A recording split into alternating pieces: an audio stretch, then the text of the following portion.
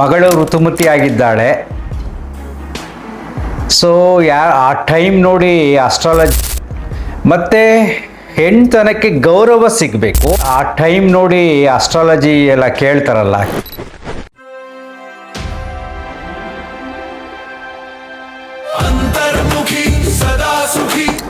ನಮಸ್ಕಾರ ಸ್ನೇಹಿತರೆ, ನಮ್ಮ ಯೋಗ ಸ್ಟೂಡೆಂಟ್ ಒಬ್ಬರು ಪ್ರಶ್ನೆ ಕೇಳ್ತಾ ಇದ್ದಾರೆ, ತುಂಬ ಗೊಂದಲದಲ್ಲಿದ್ದಾರೆ. ಗುರುಜಿ ನೀವು ಕೇಳಿದ್ರೆ ಬೈತೀರಾ ಅಂತ ಗೊತ್ತು, ಆದರೂ ಕೇಳ್ತೀನಿ ಅಂತ ಕೇಳ್ತಿದ್ದಾರೆ. ಮಗಳು ಋತುಮತಿಯಾಗಿದ್ದಾಳೆ. ಸೊ ಆ ಟೈಮ್ ನೋಡಿ ಅಸ್ಟ್ರಾಲಜಿ ಎಲ್ಲ ಕೇಳ್ತಾರಲ್ಲ, ಕೇಳಕ್ಕೆ ಹೋದಾಗ ಮನೆಗೆ ಬಣ್ಣ ಹೊಡೆಸಿ ಅಲ್ಲಿ ಹೋಮ ಮಾಡಬೇಕು ಅಂತ ಹೇಳಿದ್ದಾರೆ. ಸೊ ಬೆಂಗಳೂರಲ್ಲಿಗೆಲ್ಲ ಬಣ್ಣ ಹೊಡ್ಸೋದಲ್ಲಪ್ಪ, ಮಧ್ಯಮ ವರ್ಗದವರು ಬಾಡಿಗೆ ಮನೇಲಿದ್ದಾರೆ, ಅದೆಲ್ಲ ಮಾಡೋಕ್ಕಾಗುತ್ತಾ? ಸೊ ಬಾಡಿಗೆ ಮನೇಲಿದ್ದೀವಿ, ಬಣ್ಣ ಹೊಡ್ಸೋದೆಲ್ಲ ಕಷ್ಟ ಅಂತ ಹೇಳಿದಾಗ ಸರಿ ಬಣ್ಣ ಬೇಡ ಪೂಜೆ ಮಾಡಿಸಿ ಅಂತ ಹೇಳಿದ್ದಾರೆ. ಇವರು ಪೂಜೆಗೆ ಒಪ್ಕೊಂಡಿದ್ದಾರೆ, ಪೂಜೆ ಮಾಡಿಸ್ತಾ ಇದ್ದಾರೆ, ಮಾಡಲಿ ಅವ್ರ ನಂಬಿಕೆ. ಆದರೆ ಇಲ್ಲೊಂದು ಸತ್ಯ ಅರ್ಥ ಮಾಡ್ಕೊಳ್ಳಿ. ಇಂದಿನ ಕಾಲದಲ್ಲಿ ಹೆಣ್ಮಕ್ಳು ಋತುಮತಿ ಆದಾಗ ಅವರಿಗೆ ಒಂದು ರೆಸ್ಟ್ ಸಿಗಬೇಕು, ಒಂದು ಪೋಷಣೆ ಸಿಗಬೇಕು, ಮತ್ತು ಹೆಣ್ತನಕ್ಕೆ ಗೌರವ ಸಿಗಬೇಕು. ಅದಕ್ಕೋಸ್ಕರ ಕೆಲವಾರು ಪದ್ಧತಿಗಳನ್ನು ಮಾಡ್ತಾಯಿದ್ರು. ವೈಜ್ಞಾನಿಕವಾಗಿ ಸಿಟಿ ಲೈಫಲ್ಲಿದ್ದಾಗ ಯಾವುದೂ ಬೇಕಾಗಿಲ್ಲ. ಓಕೆಪ್ಪ, ಮನೇಲಿರ್ತಾರೆ, ಏನೋ ನಮ್ಮದೊಂದು ಸಂಪ್ರದಾಯದಲ್ಲಿ ಬಂದಿದೆ ಅಂತ ಯಾವುದೋ ಒಂದು ಮನೆಯಲ್ಲಿ ನೀವೇ ಸ್ವಂತ ಕುಳಿತುಕೊಂಡು ಏನು ತಿಂಡಿಗಳೆಲ್ಲ ಇಟ್ಟು ಏನೇನು ಪೂಜೆ ಮಾಡ್ತಾರೆ, ಅದು ಮಾಡಿ ಒಂಥರ ರೆಕಗ್ನಿಷನ್, ಹೆಣ್ತನಕ್ಕೆ ಗೌರವ ಕೊಟ್ಟ ಹಾಗೆ. ಅದು ಕೊಟ್ಟ ಮೇಲೆ ಅದೇ ಥರ ನೋಡ್ಕೋಬೇಕು, ಮಗಳನ್ನು ಆ ರೀತಿ ಬೆಳೆಸಬೇಕು. ಬರೀ ಶಾಸ್ತ್ರಕ್ಕೆ ಒಂದಿನ ಯಾವುದೋ ಒಂದು ಪೂಜೆ ಮಾಡಿಬಿಟ್ಟು ಆಮೇಲೆ ಲೆಕ್ಕಬೇಕಲ್ಲ, ಅವಳು ಹೆಂಗಾರ ಇರಲಿ, ಏನಾರ ಮಾಡಲಿ, ಯಾವಾಗಲೂ ಮೊಬೈಲಲ್ಲಿ ಇರಲಿ, ಟಿ ವಿನಲ್ಲಿ ಇರಲಿ, ಹೊರಗಡೆ ಹೋಗಲಿ, ಯಾವ ಡ್ರೆಸ್ ಹಾಕ್ಕೊಳ್ಳಿ, ಏನಾರು ಹಾಕ್ಕೊಳ್ಳಿ ಅಂತ ಬಿಟ್ಬಿಟ್ರೆ ಈ ಶಾಸ್ತ್ರ ಮಾಡೋದು ವೇಸ್ಟು. ಶಾಸ್ತ್ರ ಮಾಡೋದು ಯಾಕೆ ಅಂದರೆ ಒಂದು ವ್ಯವಸ್ಥಿತವಾಗಿ ಮನಸ್ಸು ಟ್ರೈನ್ ಆಗಬೇಕು, ಸಂಪ್ರದಾಯದಲ್ಲಿ, ಸಂಸ್ಕೃತಿಯಲ್ಲಿ ಅನ್ನತಕ್ಕಂಥ ವಿಚಾರ ಚಿಂತನೆ. ಈಗಿನ ಕಾಲದ ಮಾಡರ್ನ್ ಟೈಮಲ್ಲಿ ಅವೆಲ್ಲ ಏನೂ ಇಲ್ಲ.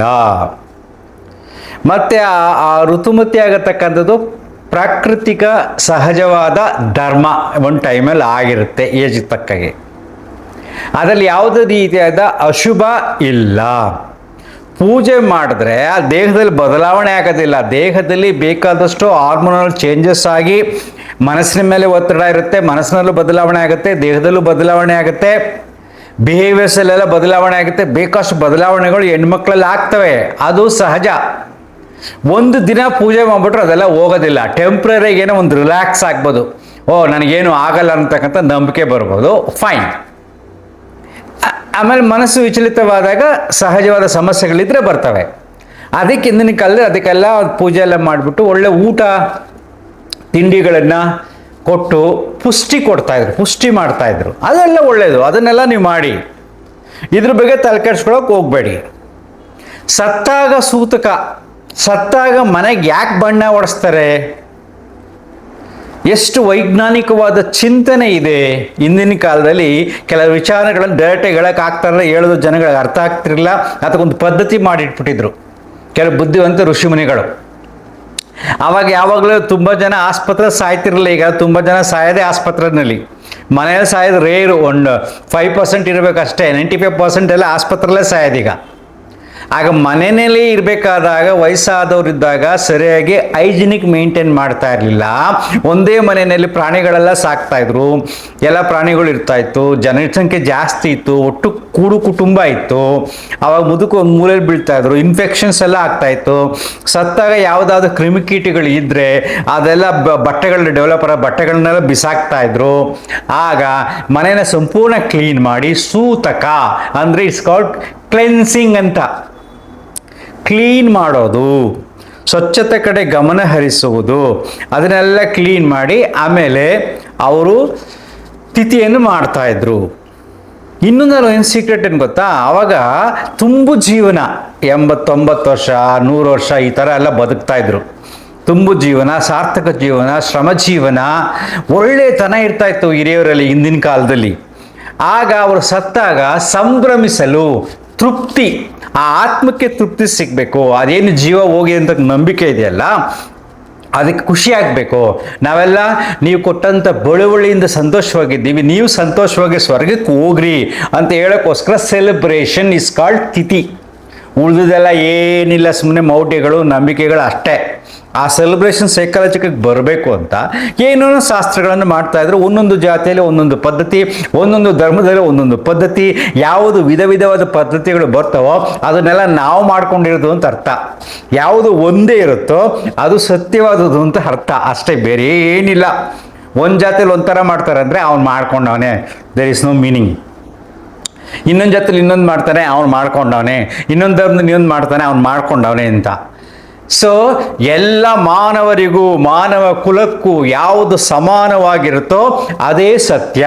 ಅಂದರೆ ಈಗ ತುಂಬ ಜನ ಭೂಮಿ ಮೇಲೆ ಏನೇನು ಡ್ರಾಮಾಗಳು, ನಾಟಕಗಳು ಮಾಡ್ತಾರೋ ಅವರವರು ಮಾಡ್ಕೊಂಡದ್ದು. ಸೊ ನಿಮ್ಗೆ ಖುಷಿ ಇದ್ದರೆ ಮಾಡಿ. ಸೊ ನೆಕ್ಸ್ಟ್, ಈಗ ಹುಟ್ಟಿದಾಗ ಸೂತಕ, ಮಗು ಹುಟ್ಟಿದಾಗ ಯಾಕೆ ಸೂತಕ? ಅವ್ರ ಮನೆಗೆ ಯಾರೂ ಬರಬಾರ್ದು.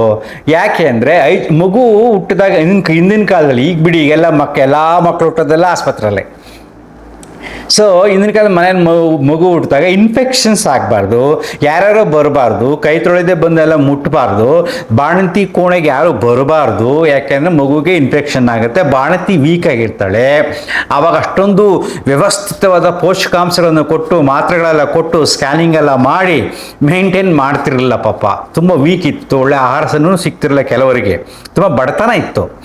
ಸೊ ಅದಕ್ಕೆ ಏನು ಮಾಡ್ತಾಯಿದ್ರು, ಈ ರೀತಿ ಮೇಂಟೈನ್ ಮಾಡ್ತಾರೆ. ಸೂತಕ ಹುಟ್ಟಿದ ಮೇಲೆ 1 ವಾರ 15 ದಿನ ಬರಬಾರ್ದು, ಆ ಸೂತಕ ಕಳೆದ ಮೇಲೆ ಬನ್ನಿ ಅಂತಿದ್ರು. ಇದು ಕೂಡ ಇಂದಿನ ಕಾಲದ ವೈಜ್ಞಾನಿಕ ಚಿಂತನೆ. ಹಾಗಂದ್ಬಿಟ್ಟು ಈಗ ಬೆಂಗಳೂರಲ್ಲಿ ಮಾಡೋಕ್ಕಾಗತ್ತಾ? ಅವಶ್ಯಕತೆ ಇಲ್ಲ. ಹೀಗೆ ಕೆಲವಾರು ಆಚಾರ ವಿಚಾರಗಳಲ್ಲಿ ವಿಚಾರ ಇತ್ತು ಇಂದಿನ ಕಾಲದ ಕೆಲವಾರು ಸಂಪ್ರದಾಯಗಳಲ್ಲಿ. ಈಗ ಎಲ್ಲ ಕ್ಲೀನ್ ಆಗಿಬಿಡುತ್ತೆ. ಈಗ ಎಲ್ಲ ಬೇಕಷ್ಟು ಬದಲಾವಣೆ ಆಗಿದೆ, ಅವೆಲ್ಲ ಬೇಕಾಗಿಲ್ಲ. ಬೆಂಗಳೂರಲ್ಲಿ ಮಗಳು ಋತುಮತಿ ಆದ್ಲು ಅಂತ ಹೋಮ ಮಾಡಿಸೋದು ಮೌಢ್ಯ. ದೇವಸ್ಥಾನಕ್ಕೆ ಕರ್ಕೊಂಡು ಒಂದು ವಾರ 15 ದಿನ ದೇವಸ್ಥಾನಕ್ಕೆ ಕರ್ಕೊಂಡೋಗಿ ಭಕ್ತಿಯಿಂದ ಒಂದು ನಮಸ್ಕಾರ ಮಾಡಿದ್ರೆ ಸಾಕು. ತುಂಬ ಸ್ಥಿತಿವಂತರಾದರೆ ಅದೊಂದು ದೊಡ್ಡ ಹಬ್ಬದ ಥರ ಮಾಡ್ತಾರೆ. ಹಣ ಇರುತ್ತಲ್ಲ, ಸರ್ಕ್ಯುಲೇಷನ್ ಆಗಲಿ ಬಿಡಿ, ಬಡ ಅವ್ರಿವ್ರಿಗೆ ಹೋಗಲಿ, ಊಟ ಮಾಡಲಿ, nothing wrong if you celebrate, if you have lot of money. ದುಡ್ಡಿದೆಯಾ, ಸೆಲೆಬ್ರೇಟ್ ಮಾಡೋ, ತೊಂದರೆ ಇಲ್ಲ. ದುಡ್ಡಿಲ್ಲವಾ, ಇವೆಲ್ಲವೂ ಬೇಕಾಗಿ ಇಲ್ಲ. ಯಾವ ಕೆಟ್ಟದೂ ಆಗಲ್ಲ, ಯಾವ ಸೂತಕವೂ ನಿಮ್ಮನ್ನು ಕಾಡುವುದಿಲ್ಲ.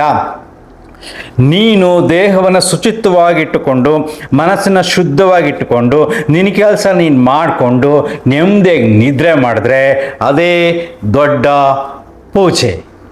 ಅರ್ಥ ಆಯ್ತಾ? ಸೊ ಅಂತರ್ಮುಖಿ ಸದಾ ಸುಖಿ. ನಮಸ್ಕಾರ.